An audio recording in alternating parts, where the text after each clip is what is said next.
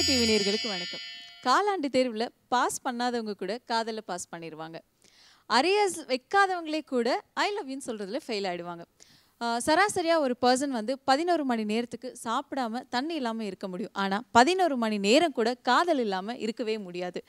காற்று எப்படியோ அதை வந்து நம்ம சுவாசிச்சுட்டு இருக்கோம். ஸோ அதே மாதிரி தான் காதலையும் வந்து நம்ம சுவாசிச்சுட்டு இருப்போம்.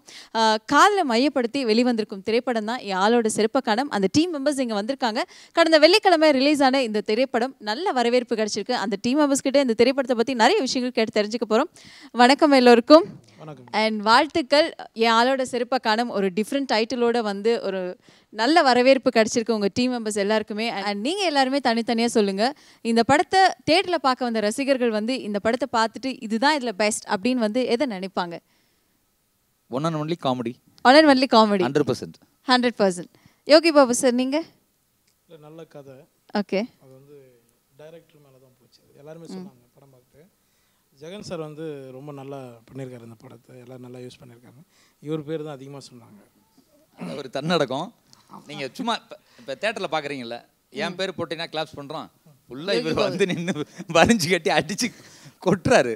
இல்லை சார், உண்மையில அண்ணனோட அந்த விஷுவல் வர்றதுக்கு முன்னாடியே நீங்கள் சொன்னீங்கல்ல அந்த ஸ்மோக்கிங் அது சொன்னதுலேருந்து சரியாக எல்லாருமே இல்லை எனக்கு தெரிஞ்சு சீரியஸாக அது தம்பி சொன்ன கரெக்டான விஷயம். இப்போ நம்ம பார்த்தப்போ நான் அது வந்து எதிர்பார்த்து தான் வேணும்னே வேறு பேச வச்சேன். டப்பிங்லாம் முடிச்சுட்டு வேறு படம் போயிட்டாரு. அப்புறம் ஒரு நாள் கூப்பிட்டு பாபா அந்த மாதிரி எனக்கு அந்த ஸ்மோக்கிங் காசஸ் கேன்சர் அது ஒரு 2 hours எடுத்தோம் டப்பிங்கு. அது ஒரு விஷயம். இங்கிலீஷ் வர இங்கே நம்மளுடைய சேனல் பார்க்குற ரசிகர்களுக்காக சொல்லுங்க. அது ஏங்க அது 2 மணி நேரம்ன்றாரு. அப்படியே தெரிவித்தாங்களா? 2 நிமிஷம் இல்ல, அது ஒரு 2 செகண்ட்ல ப்ளீஸ். ஐயோ என்ன சார் அது சொல்லுங்க அப்படியே. Smoking causes sir. Smoking causes cancer. Smoking kills. Smoking kills. புகைப்பிடிப்பது புற்றுநோயை உண்டாக்கும்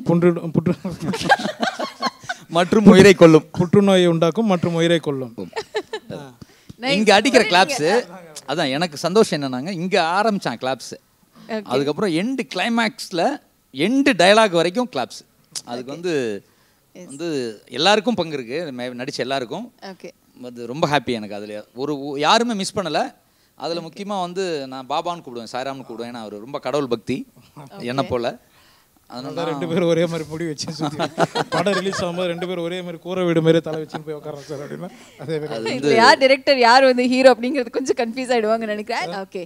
அண்ட் பாண்டி, நீங்களும் இந்த படத்தில் வந்து ஒரு பெரிய ஹீரோவாக வந்து உருவெடுத்திருக்கீங்க அப்படின்னு தான் சொல்லணும். அண்ட் 2 பேருமே போட்டு இந்த படத்தில் நடிச்சிருக்கீங்க. நான் ஹீரோவா நீ ஹீரோவா, நான் வில்லனா நீ வில்லனா அப்படின்னு சொல்லிட்டு இதில் யார் ஹீரோ யார் வில்லன் அந்த டவுட் வந்து இங்கே கிளியர் பண்ணுறீங்களா? போட்டிலாம் இல்லை அண்ணன் கூட அப்புறம் நான் போட்டு அப்புறம் நமக்கு என்னன்னா நம்ம சும்மா தான் நசுத்தி இருந்தோம். அவங்க எது வெறுப்பேற்றிருக்கிறாங்க. கிட்ட வச்சு சரி சொல்லுங்க. இல்லை போட்டி அப்படிலாம் இல்லை, அண்ணன் கூட நடிச்சது சந்தோஷம் தான். போட்டிலாம் அதை எடுத்துக்கிறேன். ஓகே. பேட்டியில தான் அப்படி சொல்லுவான். பட் ஷூட்டிங்ல வந்து இப்போ படத்தில் பார்த்தீங்கன்னா தெரியுதுல்ல, எல்லாரும் கிளைமேக்ஸில் தான் சொல்லுவான். அது இப்போ என்ன சொல்கிறான் எல்லாருமே. எனக்கு ரொம்ப நான் இந்த படத்தை எடுக்கிறப்ப கதை யோசிக்கிறப்ப ஒரு பாயிண்ட் தாங்க வச்சேன். என்னென்னா ஒரு லவ் படம், ஆனால் வந்து எமோஷனலாக இருக்கணும் டுத்துக்கோர், அதே டுத்துக்கோர் காமெடியாக இருக்கணும். ரெண்டுமே ஒரே நேரத்தில் ஒர்க் அவுட் ஆகணும்னு நினச்சேன். அது இன்றைக்கி தேட்டரில் போய் நிற்கிறப்ப நடக்குது. அது காரணம் வந்து அந்த எமோஷன் அவர் கொடுத்துக்கிட்டே இருக்கான். ஒரு பக்கம் இவர் வந்து காமெடி கொடுத்துக்கிட்டே இருக்கார். ரெண்டும் ஒன்றா நடக்கிறது வந்து பயங்கர ஹாப்பி. அதே மாதிரி அந்த பக்கம் ஆனந்தி பயங்கர ஃபீல் பண்ணிட்டே இருக்கும். வந்து அபி வந்து விட்டு ஒரு பக்கம் பயங்கர கலக்கிட்டே இருக்கும். ஸோ எல்லா சீக்வன்ஸ்லேயும் அது கிடச்சிருச்சு. அண்ட் பாண்டி, நீங்கள் நடிச்சதுலேயே இந்த படத்தில் வந்து உங்களுடைய பெஸ்ட் பார்ட் இதுதான் அப்படின்னா எதை சொல்வீங்க? எனக்கு இன்டர்வல் சீன் தான் ரொம்ப பிடிக்கும். ஒரு 3 நாள் திருப்பி அப்படின்னு எனக்கு அது கொஞ்சம் கஷ்டமாக இருந்தது. எல்லாருமே அது ரொம்ப நல்லா பண்ணியிருக்கு அப்படின்னாங்க. ரொம்ப சந்தோஷமாக இருக்குது. ஓகே. அண்ட் இந்த படத்தோடைய இன்னொரு ப்ளஸ் பாயிண்ட் என்ன அப்படின்னா கண்டிப்பாக டயலாக்ஸ் தான். ஸோ நீங்கள் இன்டர்வல் பிளாக்ல வந்து ஒரு அழகான ஒரு டயலாக்லாம் நீங்கள் பேசியிருக்கீங்க. அதை இப்போ எங்களுக்காக ரொம்ப எமோஷ்னலாக வந்து நீங்கள் பேசியிருக்கீங்க. 3 நாள் பேசினேன் அது ஷூட் அப்போ. நீங்கள் அவரே 2 மணி நேரத்துக்கு வந்து இப்போ பேசிட்டாருங்க. நீங்கள் திடீர்னு இப்படி சொல்கிறாங்க. அதனால 2 வாரத்தை நான் இதில் நிறையாலாம் பேசியிருந்தேன். இன்றைக்கி வந்து நல்ல தேட்டரில் அவ்வளோ கிளாப்ஸ் இல்லை. இவனுக்கு வந்து பர்ஃபார்மன்ஸில் ஸ்கோர் பண்ண இடம் அப்படின்னு சொல்கிற வந்து முதல் இடமா அதை தான் சொல்கிறாங்க எல்லாருமே. ஸோ அதை வந்து ஃபீல் பண்ண ஒரு ஆடிஷனில் சிங்கிள் ஷாட்டில் பண்ணான்.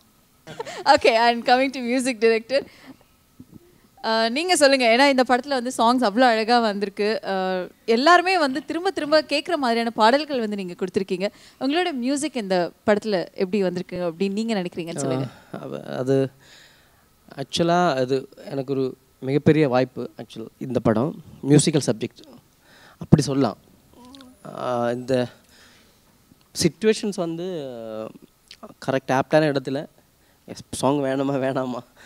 ஸோ வந்து நீங்கள் பார்த்தீங்கன்னா அந்த சிச்சுவேஷனுக்கு சார் சொன்ன மாதிரி சார் முன்னாடி அப்படி ஒரு பிளான் பண்ணி தான் பண்ணேன். பிகாஸ் சீனில் வந்து ஆள் மீன்ஸ் பீப்புள்ஸ் வந்து இறங்கி போயிடும் வெளியில், தம் அடிக்கிறது அதுக்கு எல்லாம் போயிடும். ஸோ போக மாட்டேன், கதைக்குள்ளே இருக்கும் அந்த சீன்ஸும் அது மாதிரி அப்படியே ரெண்டர் ஆகிட்டே இருக்கும். ஸோ அது வந்து அது ஒரு டைரக்டர் மைண்டு தான். ஸோ என்னை பொறுத்த வரைக்கும் இது ஒரு ஆக்சுவலாக ஒரு கொஞ்சம் எக்ஸ்பெரிமெண்டலாக ஃபீலை அந்த சீனோட ஃபீலு அந்த கதைக்கு ஏற்ற மாதிரி ஒரு ஃபீலை கொண்டு வரணும். அந்த மாதிரி முயற்சி பண்ண ஒர்க் ரொம்ப சாட்டிஸ்ஃபேக்ஷன். அண்ட் இந்த படத்தை பொறுத்த வரைக்கும் எந்த சாங்கை வந்து நீங்கள் ஃபர்ஸ்ட் கம்போஸ் பண்ணீங்க? இரவில் வருகிற. ஓகே, அந்த பாடல் ஆசிரியரே இங்கே வந்திருக்காங்க அண்ட் அவங்க கிட்டே கேட்கலாம். இந்த பாடல் வந்து இப்போ ரொம்ப வைரலாக போயிட்டுருக்கு. ஸோ கேட்க வந்து ரொம்ப இனிமையாக எல்லாருமே கேட்டுகிட்டே இருக்காங்க. இது இன்னொரு வாட்டி நம்ம ரிப்பீட்டட் மோடில் கேட்கலாம். ஸோ அப்படின்ற மாதிரியான ஒரு ஃபீல் கொடுத்த ஒரு சாங் அண்ட் அது நீங்கள் எழுதியிருக்கீங்க அண்ட் அதை பற்றி சொல்லுங்கள். அது முன்னாடியே பிளான் பண்ணிட்டோங்க. ஏன்னா முன்னாடி நாங்கள் ரகசியமானது காதல்னு ஒரு பாட்டு பண்ணியிருக்கோம் கோடம்பாக்கத்தில். அதை விட நல்லா பண்ணணும் அப்படின்னு சொல்லி பிளான் பண்ணி ஃபுல்லாக டைரக்டர் தான் ஒரு வரியும் ஒரு வார்த்தையும் எத்தனையோ நாள் ஒர்க் பண்ணோம். அது அந்த ஃபஸ்ட்டு பாடலை எழுதிட்டு தான் அதுக்கப்புறம் மியூசிக் பண்ணோம், டியூன் கம்போஸ் பண்ணோம். அதில் என்ன ஒரு பியூட்டினா பாட்டை வந்து டிசைன் பண்ணியாச்சு, இப்படி தான் வேணும் அப்படின்னு. பல்லவியை ரெடி பண்ணிவிட்டு அவர்கிட்ட போய் உட்காந்து சார் இதுக்கு ஒரு டியூன் போடுங்க அப்படின்னு நம்ம சொல்கிறோம்.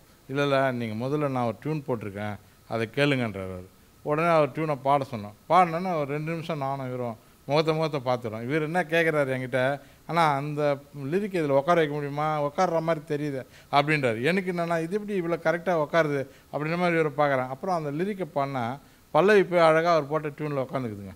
ஒன்று கம்போஸ் பண்ணி டியூன் போட்டு அதுக்கப்புறம் பாட்டு எழுதுவோம், பாட்டு எழுதிட்டு டியூன் போடுவோம். அது எப்படி ஒரு மிராக்கிள் மாதிரி நடந்தது. ஏன்னா நாங்கள் ஒரு பல்லவி ரெடி பண்ணின்னு போகிறோம், அவர் ஒரு டியூனை போட்டு வச்சுருக்காரு. ரெண்டுத்தையும் வந்து மிக்ஸ் ஆகிடுச்சு, மேட்ச் ஆகிடுச்சு ரெண்டும். உடனே பயங்கர ஹாப்பி ஆகிடுச்சு எங்களுக்கு. அதுக்கப்புறம் சரணம் எழுதி கொடுத்து ஃபுல்லாக எழுதி தான் நாங்கள் பண்ணோம் அந்த பாட்டை.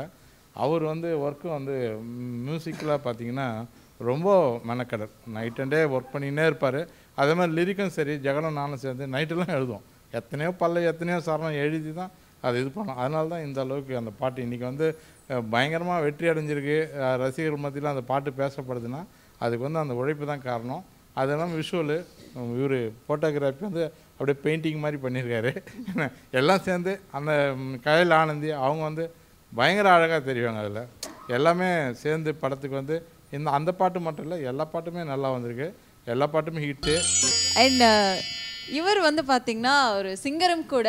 ஸோ இந்த பாடலை வந்து பாடலைன்னா எப்படி நீங்கள் இப்போ பாட போகிறீங்க? கண்ணை மூடி கண்ணை திறந்தேன், அடக்கடவுள் போல நேரில் தெரிந்தாய். ஹாய் கண்ணை மூடி கண்ணை திறந்தேன், அடிக்கடவுள் போல நேரில் தெரிந்தாய்.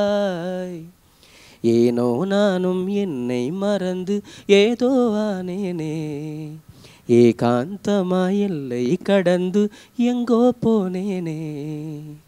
வெட்டி முறிக்கும் வேலையாக காதல் செய்கிறேன், திட்டி தீர்க்க திரும்பி பார்த்தா திருப்தியாகிறேன். தட்டி கழிக்க மட்டும் என்னை நினைத்திடாதடி, தப்பி செல்ல வழியே இல்லை தவிக்கிறேனடி.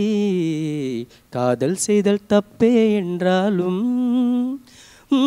அந்த தப்பே செய்தால் தப்பே இல்லையே, அதில் தப்பித்தவர் யாரும் இல்லையே. அண்ட் கேமராமேன் சார், ஒரு காதல் படம் அப்படின்னாலே வந்து ஒரு கலர்ஃபுல் இருக்கணும் அண்ட் அதை பார்க்கும்போதே நமக்கு வந்து ரொம்ப ஒரு விஷுவல் ட்ரீட்டாக இருக்கணும் அப்படின்னு சொல்லி எல்லாருமே நினைப்பாங்க. அண்ட் அந்த பார்க்கும்போது அந்த காதல் வந்து நமக்கே தொத்திக்கணும் அப்படின்னு சொல்லி கூட நிறைய பேர் யோசிப்பாங்க. இந்த பாடலாக இருக்கட்டும், இந்த படத்தில் வரக்கூடிய சீன்ஸாக இருக்கட்டும், எல்லாத்தையுமே விஷுவல் மூலமாக அவ்வளோ அழகாக காமிச்சிருக்கீங்க. அண்ட் அதை பற்றி சொல்லுங்கள். ஃபர்ஸ்ட் ஆஃப் ஆல் ஒரு டீம் ஒர்க்கு. ஏன்னா டீம் ஒர்க் இல்லைன்னா இந்த இது பண்ண முடியாது. ஃபுல்லாக லொக்கேஷன்லேருந்து எல்லாமே வந்து இப்படி இருக்கணும் அப்படி இருக்கணும்னு சொல்லிட்டு டேரக்டர் நானும் போயிட்டு ஃபஸ்ட்டு கடலூரில் போய் பார்த்தோம். லொக்கேஷனில் பார்த்து 2 நாள் சேஞ்ச் பண்ணிட்டு ஸோ டேரக்டரோட எஃபர்ட் நிறைய இருக்குது இதில். ஸோ எல்லாமே இப்படி எடுத்துக்கலாம், இங்கே போய்க்கலாம் அப்படின்னு சொல்லிட்டு அவரோட ஃபுல் அண்ட் ஃபுல் அவரோட எஃபர்ட் இருக்கிறதுனால ஃப்ரீடம் இருந்தது. அப்புறம் பார்த்திங்கன்னா ஃபுல்லாக எல்லோரும் ரெயின்லாம் சில இடங்களில் ரெயின் வராது.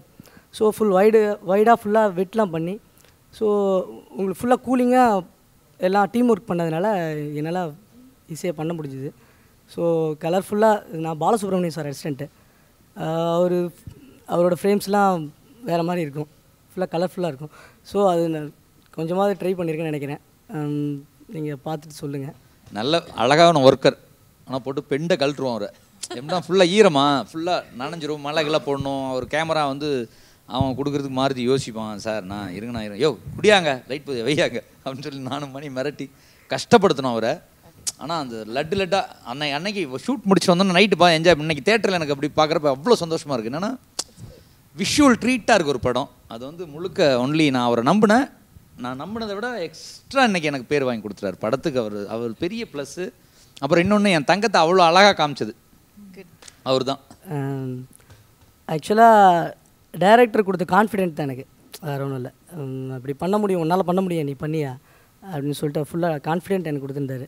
ஸோ அதனால் என்னால் ஈஸியாக இல்லை நீங்கள் நல்லா இப்போ இந்த கிளைமேக்ஸ் முன்னாடி சார் வந்து பொக்கே ஷாப்பில் நிற்கிற ஒரு ஷாட் இருக்கும்ல, பாபு சாருக்கு வந்து பொயட்டிக்கான ஷாட் வைப்பார். என்னென்னா அது வந்து ஆனந்திக்கும் அழகு தான், அபிராமிக்கும் அழகு தான், எனக்குலாம் இல்லைங்க, எனக்கு நல்லா தெரியும். அது வந்து என்ன ஃப்ரேம் பியூட்டி, அது அந்த கேப் வச்சுட்டு அது ரொம்ப ஸ்டைலாக இருக்கும் அந்த ஃப்ரேமே எனக்கு. அண்ட் இதை எடிட் பண்ணும்போது உங்களுக்கு எவ்வளோ கண்ணுக்கு ரொம்ப குளிர்ச்சியாக இருந்தது?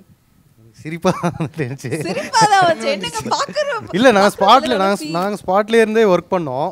ஸோ வந்து அந்த எல்லாமே நான் புதுசாக ஃப்ரெஷ்ஷாக எடிட்டில் மட்டும் விஷுவல் பார்த்தேன்னா நான் அதை ஃபீல் பண்ணலாம். நான் வந்து ஸ்பாட்டில் கூட இருந்தே தான் நாங்கள் ஒர்க் பண்ணோம். எனக்கு என்னென்னா எடிட் பண்ணும்போது சாரோட ஷார்ட்ஸ்லாம் வந்து பார்த்திங்கன்னா டைமிங், இந்த டைலாகில் ஒரு டைமிங் போட்டுகிட்டே இருப்பாங்க. சரி எங்கடாவது கட் பாயிண்ட் போடலாம், அடுத்த ஒரு ஷார்ட் பார்த்துட்டோம்னா அங்கே ஒரு டைமிங் இருக்கும். ரெண்டுமே கரெக்டாக. ஏன்னா காமெடி கட் பண்ணுறதுன்றதான் சவாலான விஷயம். தப்பாக கட் பண்ணால் அந்த காமெடி ஒர்க் அவுட் ஆகாமல் போயிடும். ஸோ அதில் ரொம்ப கேர்ஃபுல்லாக இருந்து அது ப்ளேஸ் பண்ணி கட் பண்ணியிருக்கோம். வந்தது எனக்கு பயங்கர ஹாப்பியாக. என்னென்னா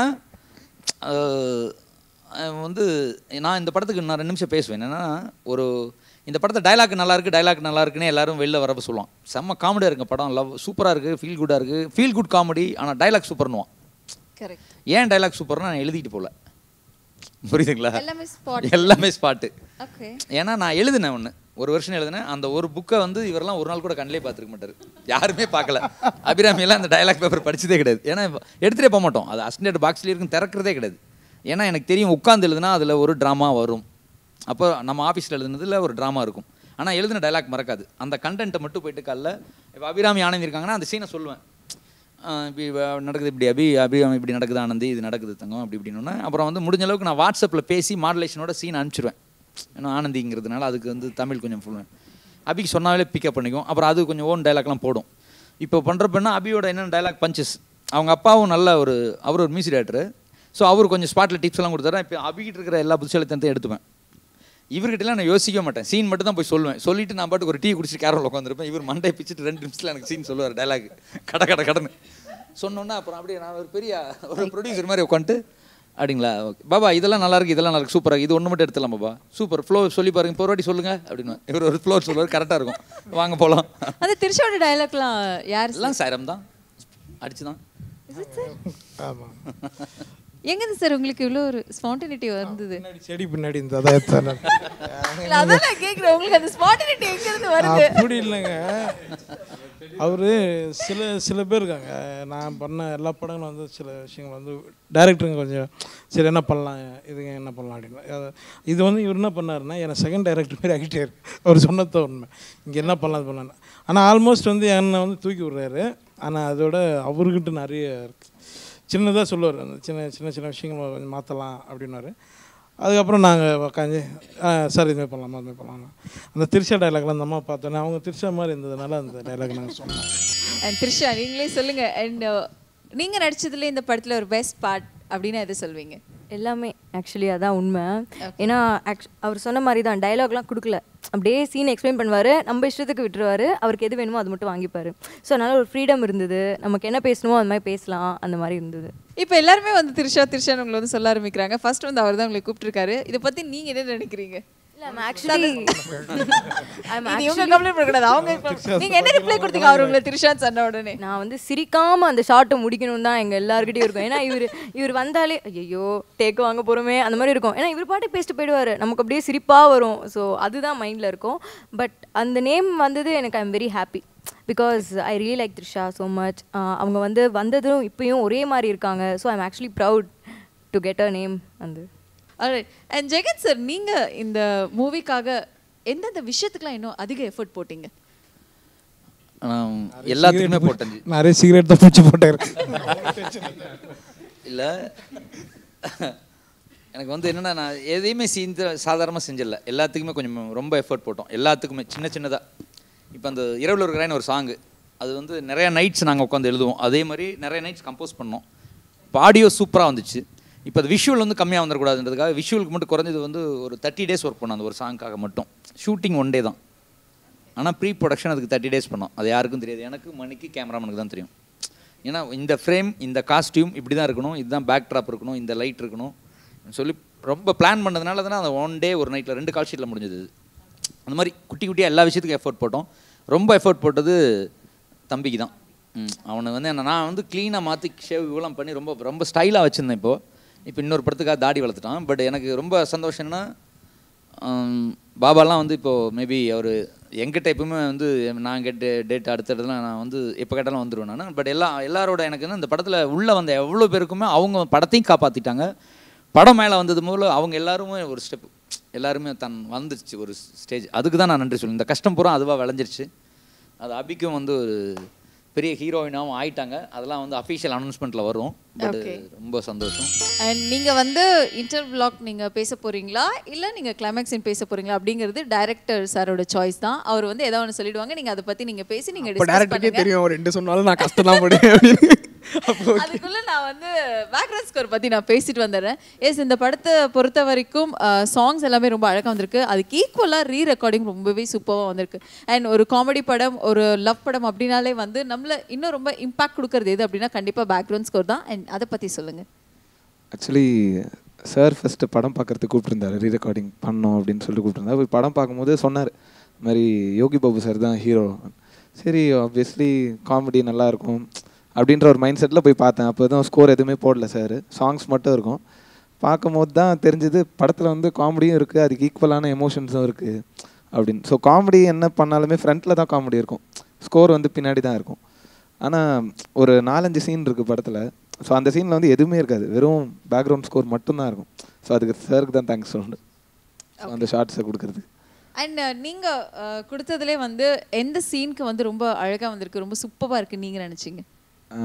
2-3 சீன் இருக்குது. ஆக்சுவலி ஒரு ஷாட்டில் வந்து இவர் வந்து ப்ரெசென்ட் பண்ணுவார், ஒரு விஷயத்தை ப்ரெசென்ட் பண்ணலான்னு போவாங்க. ஸோ அந்த ஷாட் அப்படியே ரொம்ப நல்லாயிருக்கும். அதே மாதிரி இன்ட்ரோல் பிளாக் அண்ட் கிளைமாக்ஸ், இந்த 3 இடம் வந்து ரொம்ப சென்டிமெண்ட்லாம் எமோஷ்னலாக இருக்கும். ஸ்கோர் வந்து அங்கே எனக்கு அப்படியே மனசில் பதிஞ்சாமல் இருக்கும். ரெஸ்பான்ஸும் வந்து எனக்கு அப்படி தான் இருந்தது. பேக்ரவுண்ட் ஸ்கோர்னு ஸ்பெசிஃபிக்காக கேட்டு என்கிட்ட சொன்னாங்க, இந்த மாதிரி நல்லா இருந்துச்சு ஸ்கோர் அப்படி. அண்ட் ஒரு காதல் படத்தில் வந்து ஃபைட் சீன் அப்படிங்கிறது வந்து பார்த்தீங்கன்னா கண்டிப்பாக ஒரு முக்கியமான ஒரு இடம் வகிக்கும் அப்படின்னே சொல்லலாம். ஏன்னா காதலுக்கு வந்து கண்டிப்பாக ஒரு வில்லன் இருப்பாங்க. அந்த வில்லன் கிட்ட எப்படியாவது நம்ம போராடி தான் அந்த காதலை வந்து ஜெயிக்கணும். நீங்கள் இந்த படத்தில் எந்த மாதிரியான ஃபைட் சீக்வன்சஸ்லாம் கொடுத்துருக்கீங்க சார்? இதான் நான் முதல்ல சாருக்கு தேங்க்ஸ் சொல்லிக்கிறேன். ஆக்சுவலாக நான் ஒரு ஃபைட் மாஸ்டராக வரல, ஒரு டீமாக வந்திருக்கேன் இங்கே. நம்ம கேமராமேன் சொன்ன மாதிரி டீம் ஒர்க் தான் அது. நீங்கள் நினைக்கிற பெரிய ஆக்ஷன்லாம் ஒன்றும் இல்லை. இந்த கதைக்கு வந்து ஆக்சுவலாக இந்த படத்தில் பார்த்துருப்பீங்க, பாண்டி ஃபுல்லாக கை ஒரு கையில் கட்டு போடுதான், அந்த கட்டு போடுறதுக்கு காரணமாக இருந்தேன். அவ்வளோதான். ஓகே ஜெயின், நாங்கள் வந்து நான் அசிஸ்டன்ட் டைரக்டர், அவர் அசிஸ்டன்ட் மாஸ்டராக ஒன்றா ஒர்க் பண்ணோம் ஒரு பேட்ச்லாம். எனக்கு வந்து என்னென்னா ரொம்ப எனக்கு இவர் வந்துட்டாரோ, எனக்கு வந்து இவர் வந்துட்டாருன்னா ரொம்ப ஹாப்பி. அப்புறம் இன்னொன்று விஷயம், எல்லாருமே சாங் எடுக்கிறப்ப நான் மாஸ்டர் இவரை கூப்பிட்டு போயிடுவேன். ஒரு சாங் இரவில் ஒரு சாங் இவரை வச்சுட்டு தான் எடுத்தேன் நான். அது ஆல்ரெடி மெட்டோலி சாந்தின்னு ஒரு மாஸ்டர். இந்த ஐம்புலன்கள் மாதிரி நீர் நெருப்பு காற்று எல்லாத்தையும் முக்கியமான இடத்துல இவரை யூஸ் பண்ணிப்பேன். எதுக்கானா வந்து சேஃபாக, அதாவது அந்த ஆக்ஷன் சீக்வன்ஸ் தான். ஏன்னா அவன் விழுகணும், பஸ் ரன்னிங், அந்த மாதிரி விஷயம்லாம் இருக்குது. ஸோ அது எப்படி சேஃபாக எடுக்கிறதுன்றதுல வந்து எனக்கு அவ்வளோ கம்ஃபர்டபுளாக, அவனும் புது பையன், அவனுக்கு இது அவ்வளோ நீட்டாக எடுத்து அந்த ஆக்ஷன் முடிச்சுட்டு வந்து அந்த சாங்கு எனக்கு சூப்பராக எடுத்து கொடுத்தாரு அந்த மாஸ்டரோட சேர்ந்து. ஏன்னா ஒரு ஃபைட் மாஸ்டருக்கு, ஆக்ஷன் கோரியோகிராஃபருக்கு சாங்க்கு என்ன வேலைன்னு இருக்கும்ல, அது அந்த சாங்கில் தெரியும். அவ்வளோ பியூட்டிஃபுல்லாக எனக்கு இவர் வந்துட்டாருன்னா, இவரும் மணியும் நான் அசிஸ்டன்ட் எடிட்டர்ஸ் இருக்கிற பெரிய பலம். அதனால் வந்து பர்சனலாக எடிட்டிங் வெர்ஷனில் இந்த மாதிரி நிறைய சஜஷன் கேட்டுப்பேன். பெஸ்ட் இவர் எனக்கு தெரிஞ்சு சீக்கிரமாக டைரக்ஷன் பண்ணிடுவார், ஃபைட் மாஸ்டராக மட்டும் இல்லாமல். இந்த படத்தில் வந்து பார்த்தீங்கன்னா இன்னும் நிறைய ஆர்டிஸ்ட் நடிச்சிருக்காங்க. சிங்கம்புலி அவங்களா இருக்கட்டும், இல்லை லிவிங்ஸ்டன் சார் இருக்கட்டும். ஸோ ஒரு சில சீன்ஸ் மட்டுமே அவங்க வந்து நடிச்சிருந்தாலும் அவங்களுடைய இம்பாக்ட் வந்து ரசிகர்கள் கிட்ட ஜாஸ்தியே ஏற்படுத்தியிருக்கு அப்படின்னு சொல்லலாம்.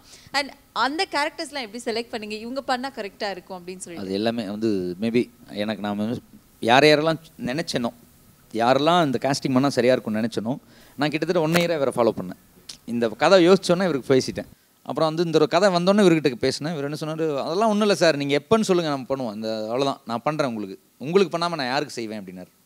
சிங்கமொழியனா சொல்லவே வேணாம், தம்பி நான் டிக்கெட்லாம் நானே போட்டு வந்துடுறேன் அப்படிங்கிற அளவுக்கு நான் வரணும்னு நினச்சவர். அது நடந்துச்சு. அது லிவிங்ஸ்டன், அது வந்து எனக்கு அவரை நான் ரொம்ப பிடிச்சது. எனக்கு அவர் மற்ற எல்லார்கிட்டையும் அதுபோல் எனக்கு வந்து அதில் ஹெல்ப் பண்ணது. அண்ட் தென் வந்து பாலசரவணன், அந்த பையன் வந்து ரியலி ஹீ இஸ் வெரி, அவரோட பெஸ்ட்டை பண்ணிட்டார் தளபதி தினேஷ். ரொம்ப அல்டிமேட்டாக இன்னொன்று ரவிக்குமார் சார். இன்றைக்கி வந்து கிளாப்ஸ் வந்து ஒரு சீரியஸ் கேரக்டர், அவர் காமெடி பண்ணலை, அவர் படத்தில் சீரியஸாக தான் இருக்கார், ஆனால் அவ்வளோ கிளாப்ஸ் அழுறாரு. ஸோ இந்த மாதிரி எனக்கு எல்லாருமே நான் நல்லா வரும்னு நினைக்கிற ஆத்மாக்கள் என்னை சுற்றி இருந்துச்சு. அண்ட் ஷோட எண்டுக்கு நம்ம வந்துட்டோம். ஷோட எண்டுக்கு மாண்டி நீங்க டயலாக் பேசி தான் ஆகணும். லீடர் என்ன லீடர் பண்றீங்க? சைட் அடிச்சுன்னுக்கிறேன்டா. யார? எல்லாரையும் தான். எல்லாரையுமா? ஆமாண்டா. அதை நடுவில் டியூப் லைட் மாதிரி ஒருத்தர் இருக்கா பற்றியா பளிச்சுன்னு. ஆமாம், அவ்வளோதான் சைட் அடிச்சுன்னுக்கிறேன். அப்புறம் அவ்வளோதானா? அண்ட் ஒரு டீசென்டான ஒரு மூவி, ஒரு லவபிள் மூவி, ஒரு எல்லாருக்குமே ரொம்ப அழகாக கொடுத்துருக்கீங்க. அண்ட் இதே மாதிரி பல சக்ஸஸ் உங்கள் எல்லாருக்குமே கிடைக்கிறதுக்காக கலைஞர் டிவி சார்பாக உங்கள் எல்லாருக்குமே நாங்கள் வாழ்த்துக்கள் தெரிவிச்சுக்கிறோம். Thank you so much. நன்றி.